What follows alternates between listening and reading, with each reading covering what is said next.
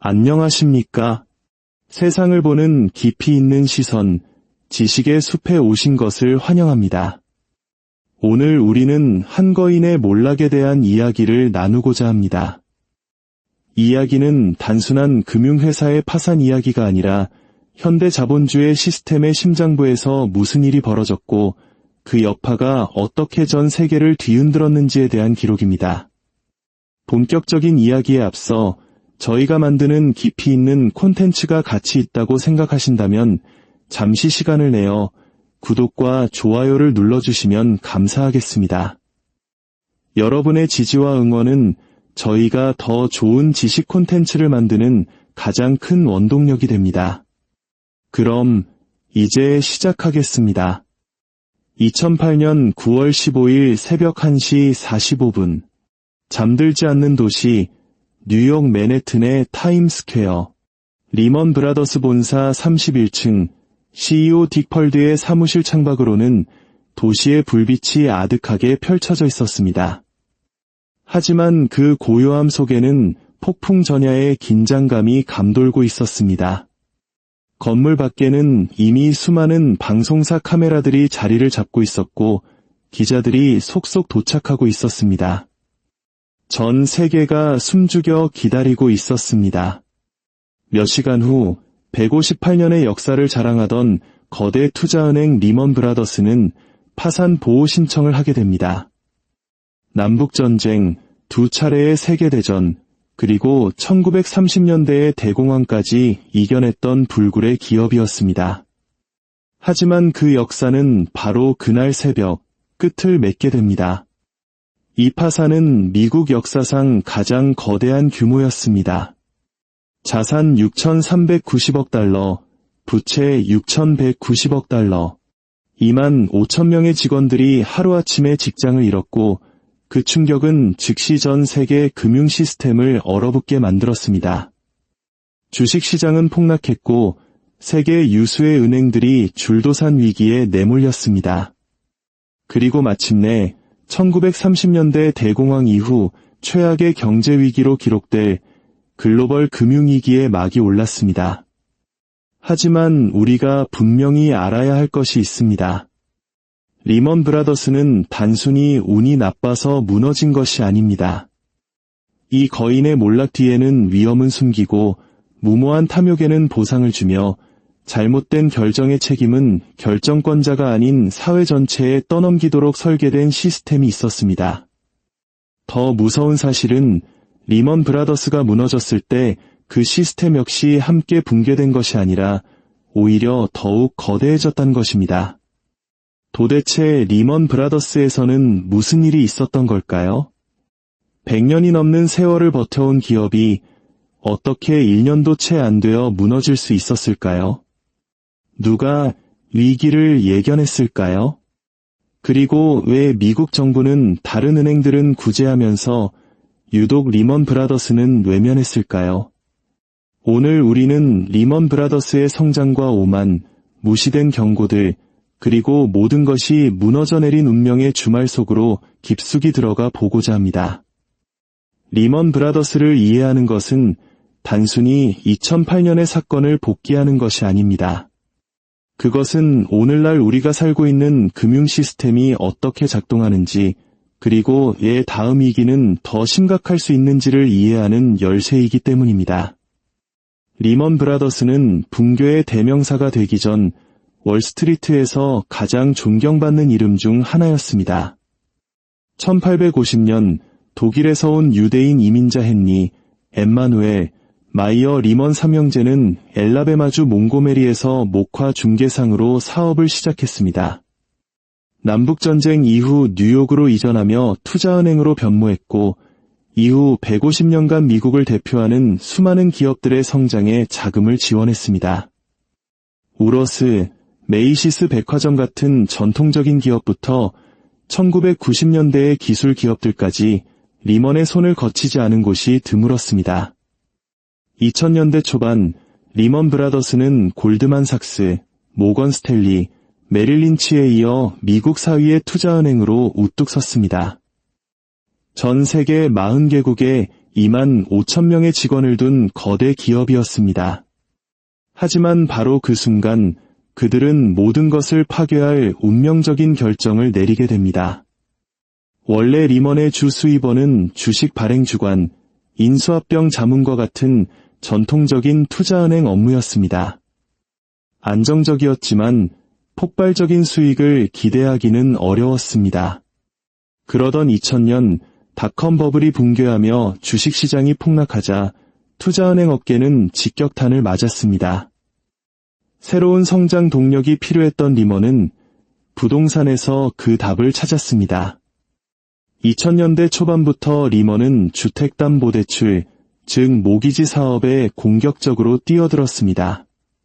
단순히 대출 자금을 대주는 것을 넘어 모기지 회사를 직접 인수하고 수많은 모기지 대출을 한데 묶어 주택저당증권이라는 새로운 금융상품으로 만들어 팔았습니다. 여기서 막대한 이익이 발생했습니다.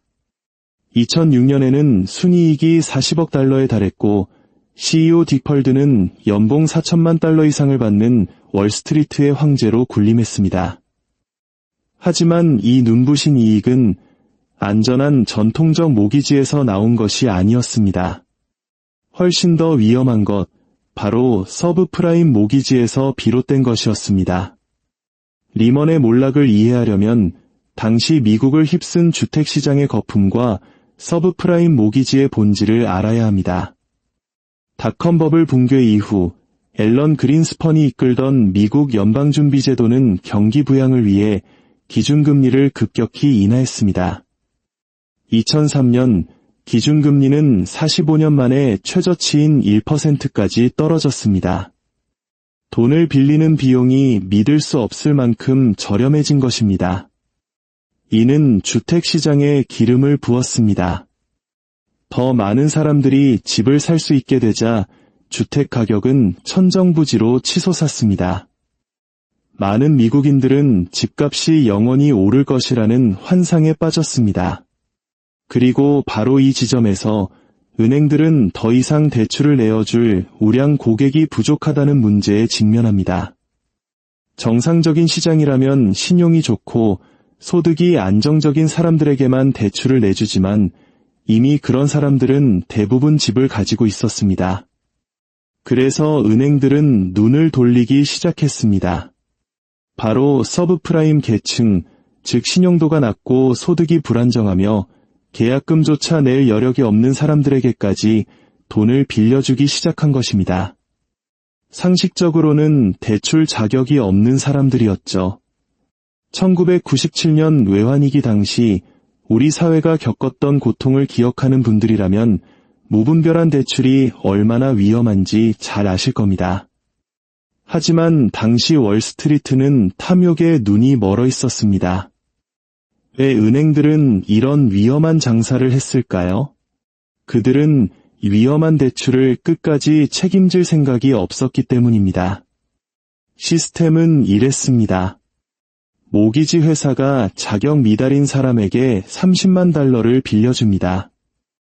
그리고 그 대출 채권을 즉시 리먼 브라더스와 같은 투자은행에 팔아넘깁니다.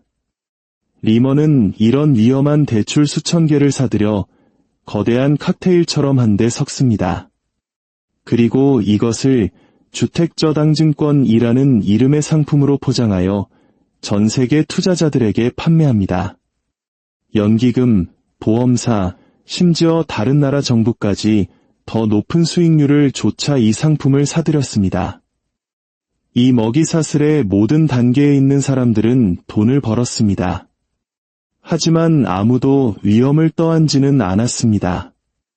모기지 회사는 대출자가 돈을 갚든 말든 상관없었습니다. 대출을 팔아넘겼으니까요. 리먼 역시 증권을 투자자에게 팔았으니 상관없었습니다. 투자자들은 무디스나 S&P 같은 신용평가사들이 이 상품에 A, 즉 최고 안전 등급을 부여했기 때문에 안심하고 투자했습니다. 문제는 이 화려하게 포장된 증권의 내용물이 사실상 쓰레기였다는 점입니다. 소득 증명도 없이 빌려준 대출, 2년 후에는 이자율이 감당할 수 없을 만큼 폭등하는 변동금리 대출, 계약금 하나 없이 내준 대출들이었습니다. 심지어 소득도, 직업도, 자산도 없는 사람들에게 내준 대출이라는 의미에서 닌자론이라는 별명까지 붙었습니다. 이런 부실 채권 덩어리가 미국 국채만큼이나 안전하다고 평가받고 있었던 것입니다. 2006년 미국 전체 신규 모기지의 20%가 서브프라임이었습니다. 리먼은 이 시장의 가장 큰 손 중 하나였습니다. 여기서 그치지 않았습니다. 리먼은 이 MBS 중에서도 가장 위험한 부분만 잘라내 다시 섞어서 부채담 보부증권이라는 훨씬 더 복잡하고 위험한 상품을 만들어냈습니다.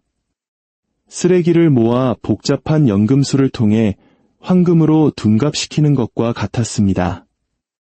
2007년까지 리먼의 장부에는 이런 위험 자산이 850억 달러 넘게 쌓여 있었습니다.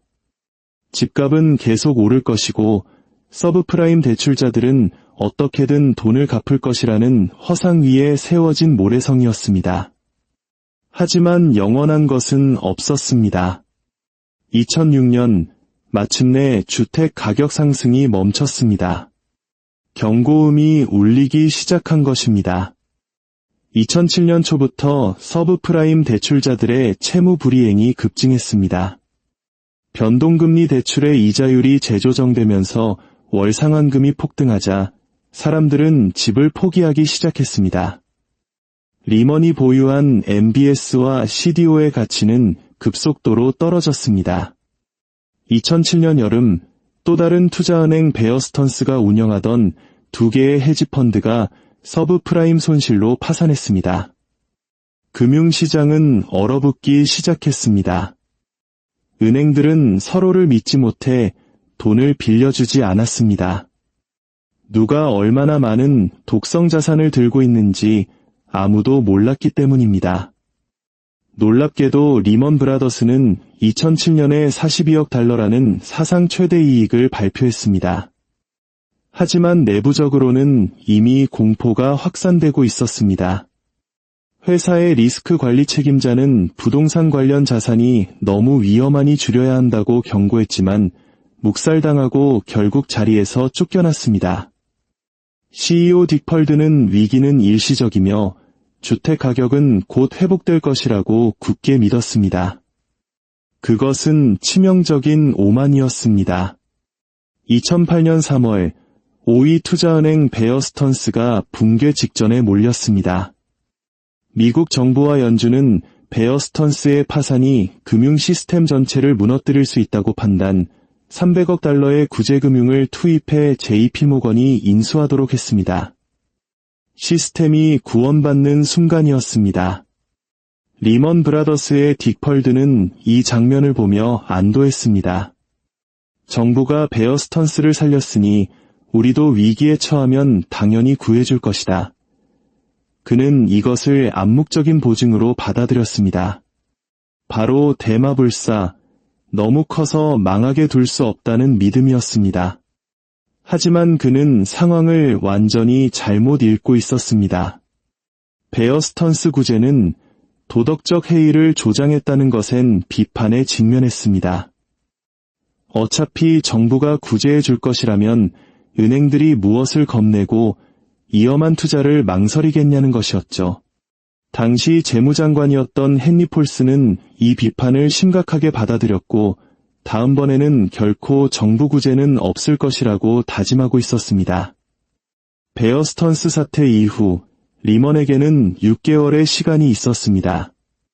자본을 확충하고 위험 자산을 매각하고 회사를 구할 마지막 기회였습니다. 하지만 그들은 사실상 아무것도 효과적으로 해내지 못했습니다. 2008년 6월 리먼은 28억 달러의 분기 손실을 발표했고 주가는 폭락했습니다. 한국의 산업은행을 포함한 여러 투자자들과의 협상도 모두 실패로 돌아갔습니다. 2008년 9월 리먼 브라더스는 벼랑 끝에 몰렸습니다. 자기 자본 1달러당 25달러를 빌려 사업을 벌이고 있었습니다. 자산 가치가 조금만 하락해도 회사가 통째로 날아갈 수 있는 살얼음판 같은 상황이었습니다. 9월 9일 39억 달러의 추가 손실이 발표되자 주가는 하루 만에 45% 폭락했습니다. 운명의 주말이 다가왔습니다. 2008년 9월 12일 금요일, 헨리 폴슨 재무장관은 뉴욕 연방준비은행으로 월스트리트의 모든 CEO들을 소집했습니다. 그의 메시지는 단호했습니다. 리먼 브라더스가 무너지고 있다. 정부는 납세자의 돈을 단 한 푼도 지원하지 않을 것이다. 리먼을 살리고 싶다면 월스트리트 당신들이 직접 구하라. 6개월 전 베어 스턴스 때와는 180도 다른 태도였습니다. 정치적 부담감과 도덕적 해이를 끊어야 한다는 폴슨의 결단이었습니다. 그는 리먼을 본보기로 삼아 시장에 고통스러운 교훈을 주려 했습니다. 월스트리트 CEO들은 주말 내내 리먼의 장부를 들여다봤지만 예상보다 훨씬 더 심각한 부실에 경악했습니다. 유력한 인수 후보였던 뱅크 오브 아메리카는 대신 메릴 린치를 인수하겠다며 돌아섰고, 마지막 희망이었던 영국은행 바클레이스는 영국 정부의 보증 없이는 인수가 불가능하다는 입장을 밝혔습니다. 폴슨은 보증을 거부했습니다. 일요일 저녁, 모든 협상은 결렬되었습니다. 리먼 브라더스에게는 더 이상 아무런 희망도 남아있지 않았습니다. 그리고 월요일 새벽, 158년 역사의 거인은 파산 신청서를 제출했습니다. 리먼의 파산은 전 세계 경제를 강타한 금융 지진이었습니다. 다우존스 지수는 11 테러 이후 최대 낙폭을 기록하며 폭락했습니다. 하지만 진짜 문제는 신용시장의 붕괴였습니다. 기업들은 직원 월급을 줄 단기 자금조차 구하지 못했고, 금융 시스템 전체가 마비 상태에 빠졌습니다. 세계 최대 보험사 AIG가 파산 직전에 몰리자 리먼을 외면했던 미국 정부는 불과 하루 만에 850억 달러의 천문학적인 구제금융을 투입해 AIG를 살려냈습니다. 리먼 파산의 파급 효과가 자신들의 상상을 초월했다는 것을 뒤늦게 깨달은 것입니다. 결국 미국 정부는 7천억 달러 규모의 부실 자산 구제 프로그램을 의회에 요청해야 했습니다. 이 돈이 없으면 며칠 안에 금융 시스템이 붕괴하고 현금 인출기 가 멈출 것이라는 헨리 폴슨의 경고는 현실이 되어가고 있었습니다. 대공황 이후 최악의 경기 침체, 대침체가 시작되었습니다. 미국에서만 870만 개의 일자리가 사라졌고 일경 6천조 원의 가계 자산이 증발했습니다. 그 여파는 전 세계로 퍼져나갔습니다. 아이슬란드의 은행 시스템 전체가 붕괴했고 유럽과 아시아 시장도 극심한 충격에 휩싸였습니다. 모든 것이 무너진 후 책임 공방이 시작되었습니다. 의회 청문회에 불려나온 딕 펄드 CEO는 자신의 책임을 인정하지 않았습니다. 그는 회사를 공격한 공매도 세력과 베어 스턴스는 구제하면서 리먼은 외면한 정부를 탓했습니다.